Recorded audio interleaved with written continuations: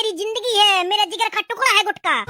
अगर किसी दिन मुझे गुटखा खाने को नहीं मिलता तो मेरी जान निकल जाती है। गुटखा मेरा जिगरी यार है। अच्छा, इतना प्यार करते हो गुटखा से? हाँ, हम मर्दों की पहली पसंद गुटखा है। गुटखा खाने से हमें ताकत मिलती है, प्रोटीन मिलता है, काम करने में मन लगता है। गुटखा के बिना हमारी जिंदगी अधूरी है, अधूरी है, अधूरी। तुम्हें आज एक चीज चुननी होगी, मुझे या गुटखा को। बताओ किसको चुनोगे? ये भी कोई बोलने वाली बात है? गुटखा को चुनूंगा।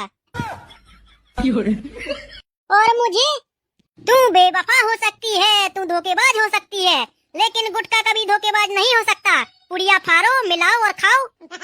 अच्छा, गुटखा से इतना प्यार है। ठीक है, तो मैं जाती हूँ अपने मायके।